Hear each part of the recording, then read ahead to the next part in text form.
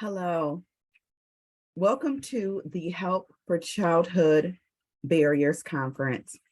My name is Cassandra Phipps, and I am the Director of Children's Initiatives at Detroit-Wayne Integrated Health Network.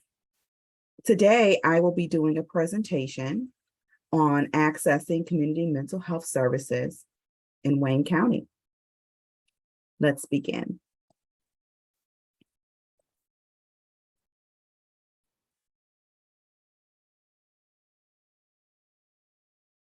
I first want to acknowledge Terry Brinston, CEO of MSN Consulting Services, for giving me the opportunity to do this presentation.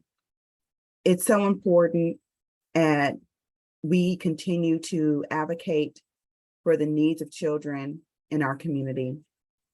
And so with that being said, there are 4 objectives that we're going to go over today. This presentation will explore the need for mental health services and how to access community mental health services for children in Wayne County. Participants will learn the following objectives. Number 1, gain awareness of barriers and stigma to receiving community mental health services. Number 2, know the eligibility requirements to qualify for community mental health services.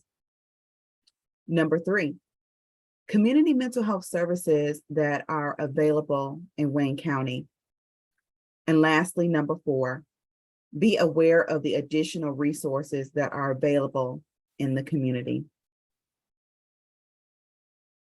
At the beginning of this year, we launched Putting Children First initiative. We identified 4 goals that not only at Detroit-Wayne, but also incorporating input from members in the community, members served, and from our stakeholders and our providers. So there are 4 goals that we focused on this year. 1, access to services. Number 2, being able to prevent challenges that children are facing.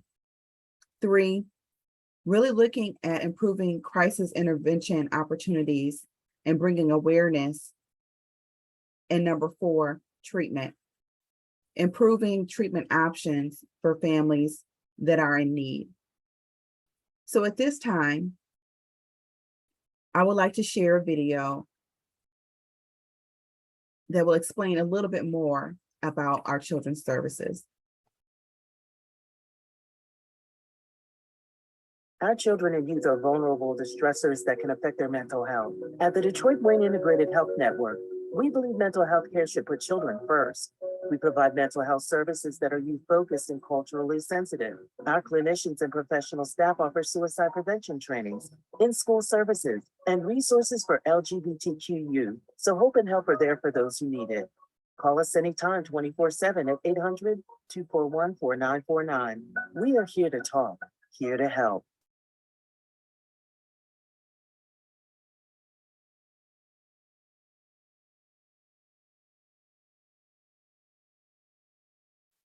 That's just a little snippet of some of the efforts that we have made to be able to bring awareness of how to access services in the county. And so with that being said, let's dive in. Let's first look at stigma. Let's look at what some barriers are to why children and families do not seek treatment. Stigma is the attitude and beliefs that lead people to reject, avoid, or fear those that they perceive as being different. And so a lot of times, youth, teenagers, children, young adults, they might not want to seek mental health treatment because of how they're going to be perceived. Would people accept them as they are? Will there be a non-judgmental approach to treatment? And so looking further at stigma, stigma is a mark of disgrace that sets a person apart from others. When a person is labeled by their illness, they are no longer seen as an individual, but as part of a stereotyped group. Negative attitudes and beliefs toward this group create prejudice, which leads to negative actions and discrimination. Stigma worsens a person's illness and can lead to reluctance to seek and/or accept necessary help. Families are also affected by stigma, leading to a lack of disclosure and support. So our goal is to break down the walls of stigma. Our goal is to bring awareness to the benefit and the value of children and families getting help for whatever they're dealing with. And so when you think about it, when you look at your family, yourself, or your community, what stigmas are you aware of when it comes to mental health? Think about schools. Think about maybe your church community. Think about your own family. When you go see the doctor, do you feel accepted? Do you feel like it's okay for you to share your feelings or thoughts that you are having that you're struggling with? This is where we're trying to make sure that we have a place to where if someone is wanting more help in dealing with their emotions, their mood, their behavior, if there's a diagnosis that they can speak to a mental health professional and get the help that they need without the shame, without the guilt, and without the stigma. So next, I want to talk about what is the eligibility requirement to receiving community mental health services in Wayne County. In Wayne County, we service children with intellectual developmental disabilities from ages 0 to 17, children that have serious emotional disturbances for ages 0 to 21. The requirement is you have to reside in Wayne County and have Medicaid insurance. And it's also important to note that community mental health services are voluntary. In Wayne County, we have 14 SED providers. We have 13 IDD providers, 15 autism providers, and 3 autism independent evaluation providers. So there's so many options of where someone can get services in Wayne County. So how do we start? To start is to call this access center number, 1-800-241-4949. They are in operation from 8 a.m. to 8 p.m. and they will complete a telephonic clinical screening. Also, crisis calls are also available 24/7 as well. And so the whole goal is to determine if someone is eligible for mental health or substance use services. There is also a number here for those that are hearing impaired, 1-866-870-2599. So what to expect after the screening has been completed and someone is eligible for community mental health services? The next step is that they are going to be assigned to a CRISP. A CRISP is a clinically responsible service provider. And this is also a provider that's chosen based off of the family preference. When they are assigned to the provider, they will then be scheduled an intake assessment. The intake assessment will also include a thorough assessment to look at different life domains and to really look at what the needs are for the child and for the family. And then different services will be recommended based off of that assessment.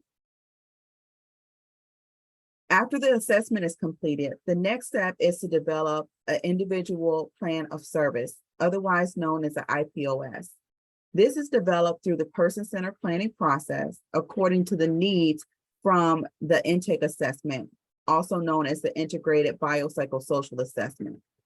The IPOS process and document is provided to each member and their family that are receiving CMH services. Services cannot be provided to anyone within the CMH system without an IPOS. So this is a requirement. And it's also considered a prescription for the services that are going to be provided. Any services that the child or the youth will receive has to be documented in this individual plan of service.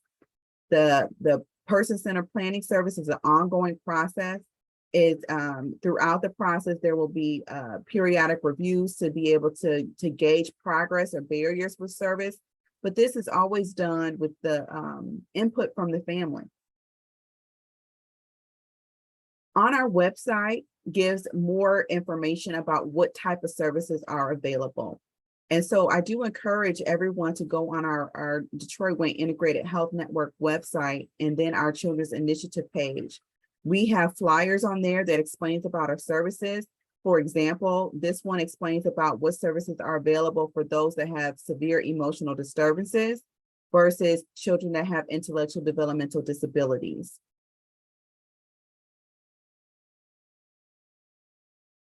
Also, it's important to note the different levels of care. So whenever a member is assigned to a CRISP or clinical responsible service provider, they will be categorized into a different level of care. And so the outpatient and home-based level of care is done weekly to bi-weekly. Outpatient services is done in the office, and home-based services are done in the home or in the community. Telehealth is also an option during this time per the state of Michigan state of emergency situation that we are in. Telehealth is an option. Also, if someone is in crisis, they can be considered for partial hospitalization. Partial hospitalization is more intensive, and it also includes medical oversight at a facility, and it's normally for 10 to 14 days. Partial hospitalization is where the child or youth is at the facility during the daytime, and then they go home during the evening. The next option is crisis residential. This is normally 5 to 14 days, and it's considered a step down from someone that was in an inpatient setting or to prevent an inpatient setting. The higher level of care is considered psychiatric inpatient, and that's when a youth or child is in the hospital for 24/7 overnight, and it's normally for 7 days long. So if a child is in crisis, there are options available. There is a 24-hour crisis stabilization unit that is facilitated by New Oakland. Services are designed to provide a short-term alternative to inpatient psychiatric services and are available for on-site clinical intervention or telephone consultation at all times. Also, the Children's Crisis Center also has crisis services as well. They provide screenings. They also assist for children that are in the emergency departments. If someone is in the emergency department, they are expected to get screened every 23 hours to determine if they're still eligible for inpatient level of care. And once the child is assessed, there are other services that are available, such as short-term crisis intervention, stabilization, case management, short or long-term hospitalization, and or any other mental health services that are available. So the centers that provide crisis screenings and services is the Guidance Center, the Children's Center, and New Oakland. So what if you have a child and they do not have Medicaid? There are still services available for them. And those services could be through a school success initiative. We currently are working with 11 children providers in Wayne County. We are in 73 schools all over Wayne County that can provide additional services to children. Also, there are providers have grant-funded programs that are available. And then there are providers that also have the CCBHC, which is a Certified Community Behavioral Health Center. And that means that you can get services regardless of what your insurance is. And lastly, there is Youth United. Youth United provides advocates in the community, and they service youth and young adults ages 18 to 25.